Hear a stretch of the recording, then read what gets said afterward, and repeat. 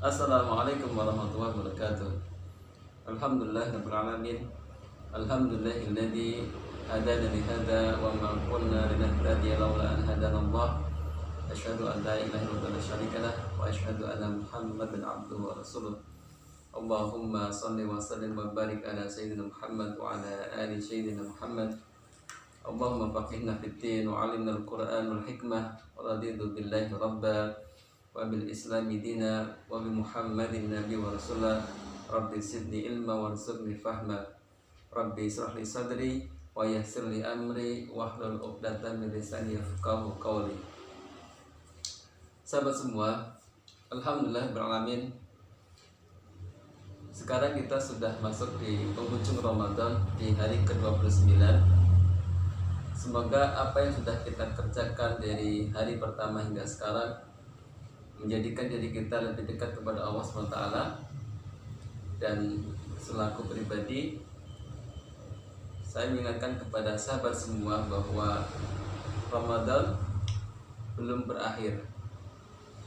Detik, menit, waktu, jam sebelum takbir berkumandang, maka itu masih menjadi bagian daripada Ramadan.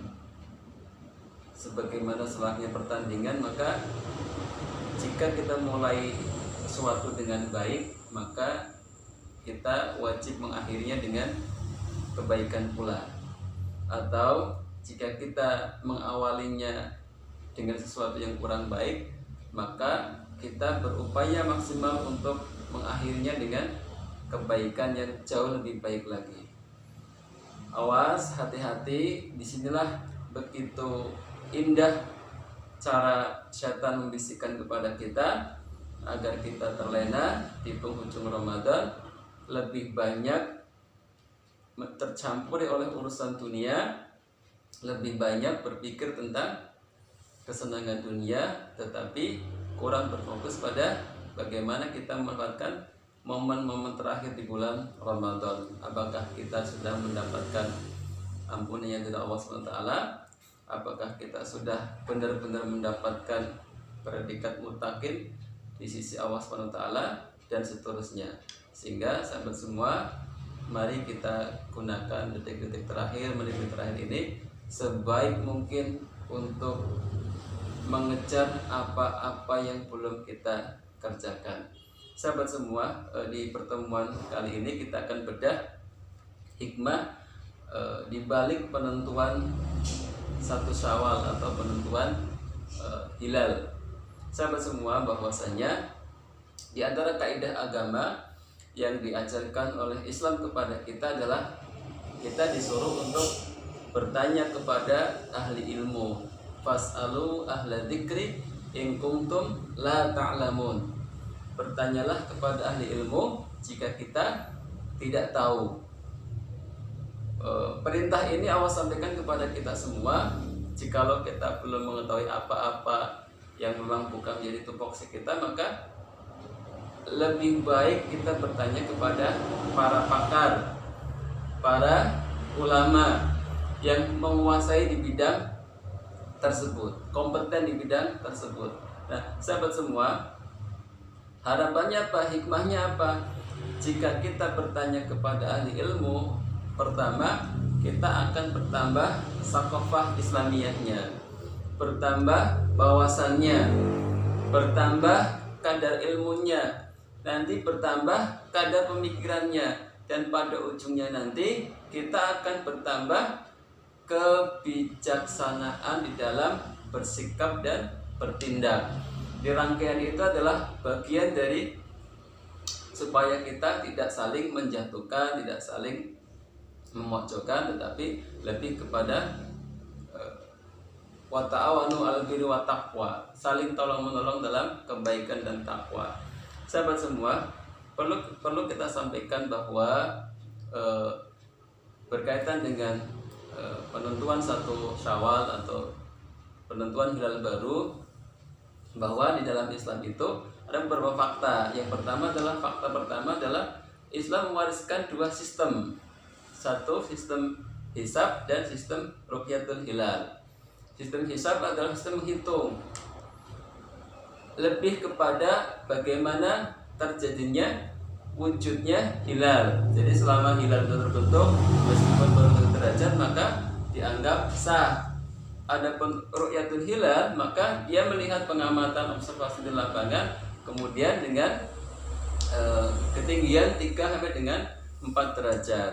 Jadi kalau sistem hisab atau ru'yat dua-duanya sah, halal, dan itu dua cara yang ditempuh oleh para ulama kita untuk menentukan kalender Hijriah atau dalam hal ini adalah penanggalan 1 Syawal yang sebentar lagi insya Allah akan kita dapatkan. Nah, jadi tidak ada istilah mana yang lebih afdol karena dua-duanya afdol. Nah, tinggal kita mencari di mana yang menjadi keyakinan kita. Insya Allah kalau kita memilih hisab maka itu sah. Kalau kita memilih ru'yat itu juga sah. Itu yang pertama. Jadi hisab dan ru'yat adalah keduanya merupakan syariat Islam, aturan yang Islam lahirkan. Kemudian yang kedua teman-teman semua bahwa di dalam kalender Hijriah itu cuman ada 2 saja patokannya.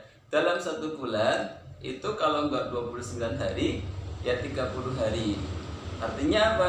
Jika Ramadan misalkan hari ini kita lewatkan di 29 hari maka sah. Kenapa? Karena dalam kalender Hijriah itu bulan-bulan Qamariyah itu atau bulan-bulan kalender Hijriah itu antara 29 dan 30. Kalau nggak 30, 29. Yang tidak sah itu bagaimana? Yang tidak sah adalah ketika puasanya 28 atau 31 karena nggak ada.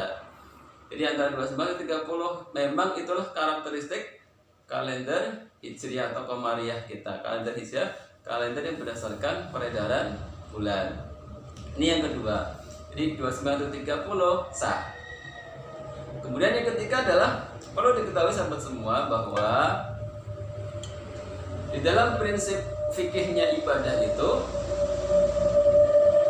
yang dinilai adalah tempat berdiam diri terakhir kita.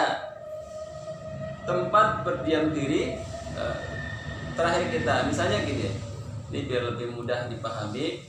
Katakanlah saya orang Jakarta. Di Jakarta itu buka puasa itu jam 6.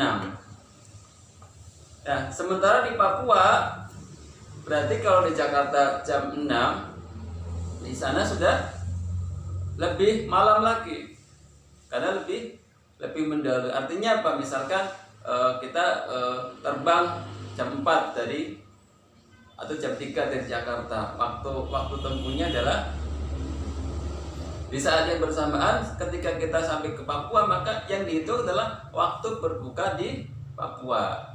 Demikian juga dengan sholat kita, termasuk puasa kita. Jadi yang dihitung adalah di mana kita berdiam diri. Contoh misalnya hari ini kita buka jam 6, maka di Papua sana buka jam 4 versi Jakarta. Jadi jam 4 orang Jakarta belum buka, orang Papua sudah buka. Jadi yang dihitung adalah diam diri kita terakhir di mana. Kalau kita berdiam diri di Pemalang, maka yang dihitung adalah waktu Pemalang. Karena kita berdiam diri di Indonesia, maka yang dihitung adalah waktu Indonesia dan seterusnya. Artinya apa? Dalam konteks fikih ibadah itu waktu itu melekat. Dan yang keempat adalah ini yang penting. Di antara sahnya ibadah itu dihitung dari telah tiba waktunya. Misalkan sholat asar, maka ada waktunya. Kalau kita sholat di luar ketentuan jam yang sudah ditentukan maka tidak sah. Sama, Idul Fitri pun sama. Idul Fitri ditetapkan tanggal sekian misalnya. Maka yang sudah kita lewati, kemudian misalkan besok nih teman-teman yang memilih hari Idul Fitri besok pagi sesuai dengan metode hisab, ya tetap sah. Sementara misalkan hasil sidang isbat sore hari ini adalah menentukan tanggal 22, tetap sah juga. Kenapa? Karena tadi kembali ke poin pertama bahwa hisab dan ruqyah itu keduanya warisan Islam atau yang dikeluarkan memang berasal dari syariat Islam, aturan kita, aturan Islam. Oleh karena itu sahabat semua, poinnya apa? Pertama, tidak usah saling menyalahkan karena semua berdasarkan landasannya, dan landasan itu dijamin oleh syariat sah keduanya. Yang paling penting sebenarnya apa sih sahabat semua, bahwa di antara ibadah-ibadah itu akan sah, syarat sahnya adalah telah tiba waktunya. Kalau sholat berarti telah tiba waktu sholat, kalau puasa berarti telah tiba waktu puasa, kalau sholat id berarti atau idul fitri berarti telah tiba waktu idul fitri. Nah sahabat semua, termasuk di antaranya itulah telah tiba waktunya yaumul hisab atau yaumul penghitungan, yaumul mizan. Hasibtum qabla hisaban, hisablah dirimu sebelum Allah hisab. Maksudnya apa? Yuk kita gunakan waktu terbaik kita dunia ini untuk alladzi khalaqal mauta wal hayata liyabluwakum ayyukum ahsanu amala. Tempat terbaik untuk mengumpulkan amal-amal terbaik. Jangan sampai terjadi kebalikan, yaqulu ya laitani qadamtu li hayati, ya Allah kembalikan saya ke dunia. Nggak mungkin. Kenapa? Sudah habis waktunya. Nah, kita yang sampai dengan hari ini masih dikasih kesempatan hidup sama Allah, masih ketemu Ramadan, dan sekarang kita berada di penghujung Ramadan. Gunakan momen terbaik itu untuk ayyukum ahsanu amala. Apa yang bisa kita kerjakan? Kerjakan, maksimalkan, besarkan potensinya, tambah sakofah, tambah ilmu, tambah bijak, tambah amal. Mudah-mudahan dengan cara ini Allah hadirkan kita kemenangan yang besar, dan pasca Ramadan kita benar-benar jadi hamba yang muttaqi. Demikian, mudah-mudahan bermanfaat. Assalamualaikum warahmatullahi wabarakatuh.